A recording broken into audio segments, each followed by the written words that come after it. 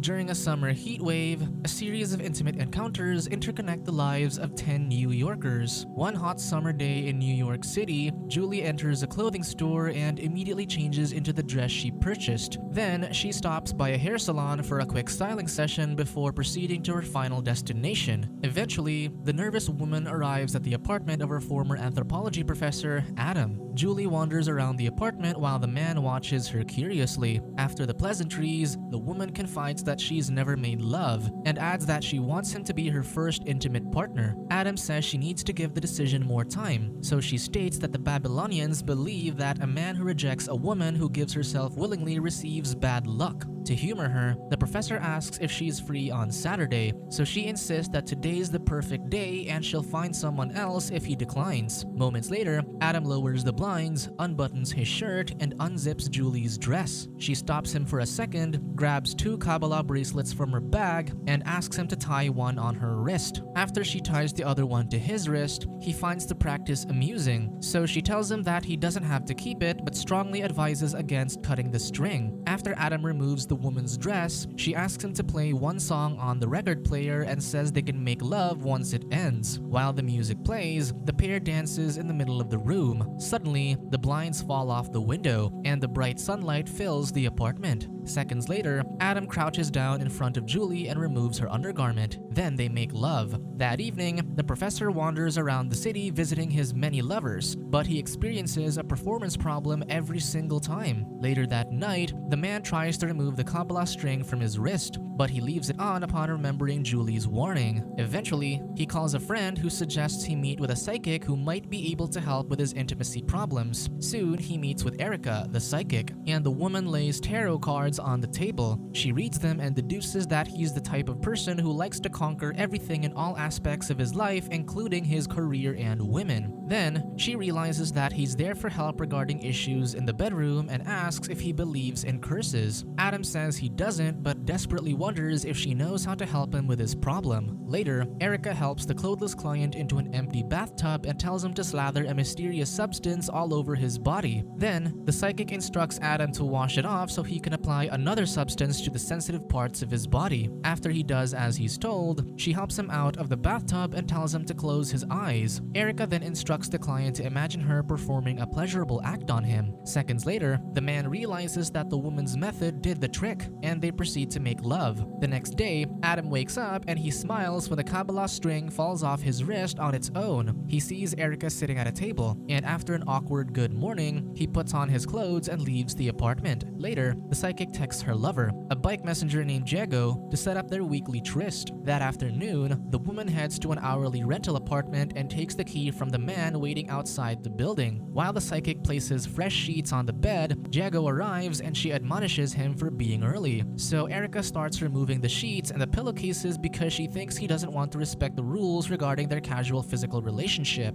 However, when the bike messenger remarks that she's the only woman he knows who gets even more beautiful when she gets angry, the psychic succumbs to his charms and they make love. After the deed, Jago shares that he thinks he's in love with a woman who goes to the same gym he goes to. He admits that he's never talked to her, so Erica asks why he's certain that it's true love. The man says he thinks about the woman all the time, then proceeds to read aloud a poem he wrote for her. So Erica advises the bike messenger to give the woman 3 blue roses and a small lemon, ensuring that she'll be his lover after doing so. The next day, Jago follows Laura to her apartment building, and she guardedly looks back at him. Then, the man follows Erica's instructions and purchases 3 blue roses and a small lemon before heading back to the woman's building. Laura buzzes the bike messenger into the apartment and accepts his gifts. She asks why he's been following her and adds that stalking is a serious crime. Although the man admits that he is interested in her, he assures that he means no harm and that he only wants to get to know her. Laura asks what his name is, so Jago admits his real name's Fidel, but he had to change it once he moved from Cuba to New York. Eventually, the woman reveals that she can't make love normally and that she can't feel pleasure after undergoing 3 heart surgeries. She shares her insecurities regarding the scar on her chest, so he explains that having scars is okay because it shows that a person did something special. However, Laura counters that she never did anything special, so Jago says that if she allows him to love her, he might be able to help with her self-confidence. Bemused, the woman smiles and shares that even though they just met, he makes her feel comfortable. Then, she loosens the top of her dress to expose the scar and allows him to touch it. When she pushes him away, the bike messenger leaves the apartment. Outside, he realizes he still has the lemon in his pocket and wonders if that was why Laura rejected him. Meanwhile, the woman steps inside her closet filled with green clothes and decides to change into the only white garment she owns. Later, she walks around the city and admires her reflection on a storefront window, slowly becoming more at ease with letting the world see her scar. At the chiropractor's office, Laura changes into a satin robe for her session. Suddenly, Matt, the chiropractor, enters the room, startling the patient. During the session, the man asks the woman to keep her voice down as she groans, implying that these moments may be the only time she ever feels pleasure anymore. After Matt learns that his next scheduled patient hasn't arrived yet, he returns to the room and finds Laura still lying on the table in her undergarments. The chiropractor realizes what she is doing, so he explains that she doesn't have real feelings for him but for the idealized version of him that she has in her mind. So Laura writes a letter on a piece of paper stating that she consents to an intimate relationship with a man. At first, Matt grabs the paper and calls the woman manipulative, but he eventually gives in to his urges and they do the deed. That evening, while driving around the city, Matt leaves several messages on Kim's voicemail telling her that he'll come pick her up so they can head to the Hamptons for the weekend. However, when he rings the doorbell outside the building, she doesn't answer. The next day, the woman finally answers his call and tells him to come up to her apartment. Inside, the man sees Kim's friends in the living room and awkwardly waits by the dining table. Seconds later, Kim emerges from the bedroom, and to his surprise, a clothless woman follows. After everyone else leaves, the woman looks through pictures from last night's party on her laptop and says he missed a good one. He asks if she only likes women now, and she says she doesn't think so because she also slept with him recently. She explains that the woman she slept with last night was a model from Somalia who didn't have a place to stay. When he suggests that she may be someone who's attracted to both men and women, Kim annoyedly walks to her bedroom. Moments later, Matt asks her to pack her bag so they can go on the trip, and she obliges. He wonders if one of the men in the apartment earlier was her ex-boyfriend, and she confirms. However, she assures that they no longer sleep together and insists that she isn't as easy as he's making her out to be. Just as they're about to leave, the chiropractor changes his mind about the Hamptons and they make love. In the shower, Matt continues asking questions regarding the woman Kim slept with last night, annoying her. She thinks he's jealous and expresses that she finds it unappealing. Because she works part-time as an actress, he wonders if she's willing to go all the way with a man, so the woman jokingly says yes, but only for at least $10 million.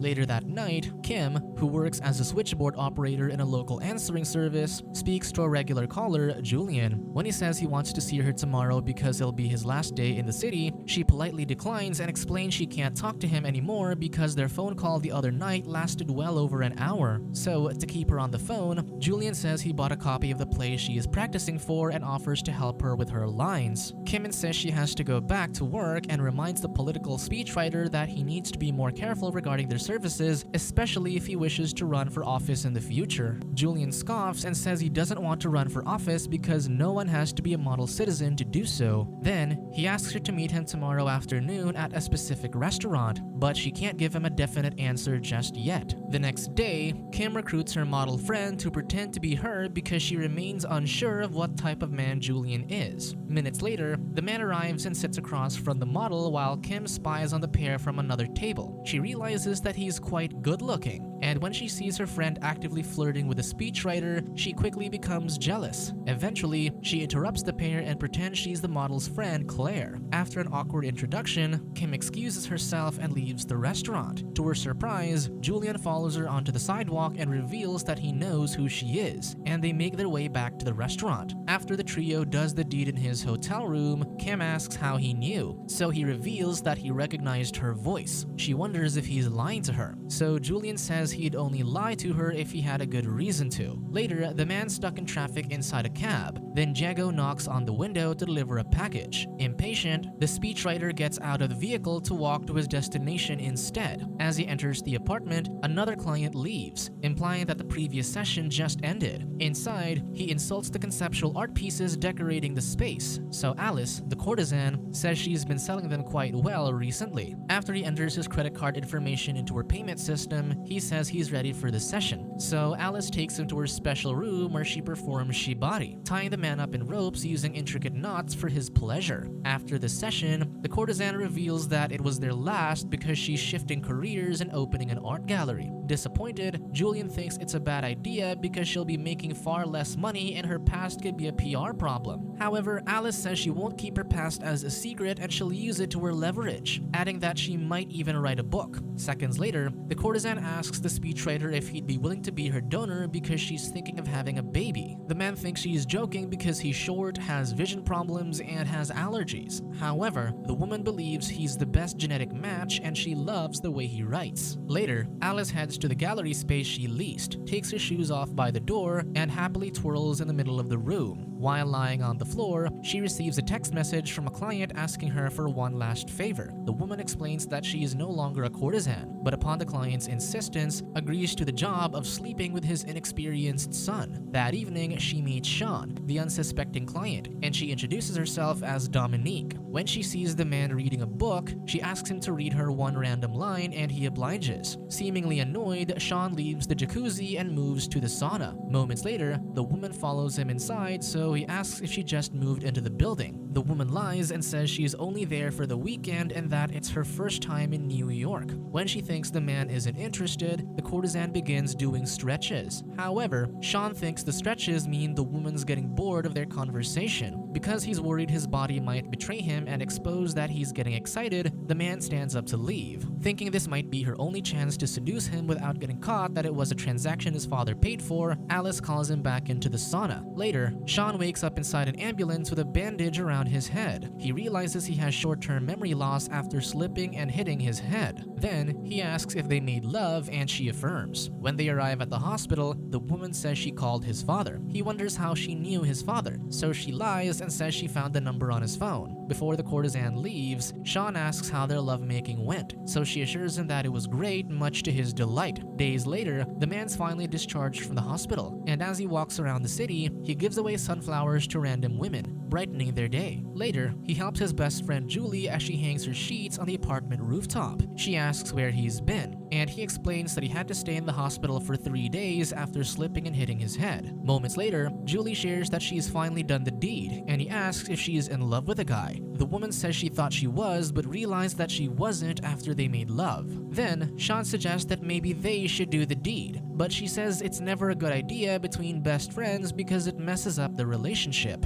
The next day, Julie admits she thought about what he said yesterday and she's changed her mind. She adds that it'll be her first time, but even when he says he's already made love, she doesn't believe him. Then, the woman says she thinks doing the deed with your best friend is a good idea because it's a moment that one remembers for the rest of their life. Sean counters that it'll feel different because they aren't in love, so Julie says that's what makes it work because it won't be serious. That evening, the man climbs up the fire escape to the apartment rooftop where the woman waits for him to arrive. Under the moonlight, the pair remove their clothes, share a kiss, and finally make love. The next day, while sitting outside a cafe with Sean, Julie realizes the Kabbalah bracelet broke off on its own. She lets the string blow in the wind, and she smiles as the man lovingly takes her hand in his. Subscribe to watch more videos like this, turn on notifications and leave a like to help the channel out. Thank you for watching.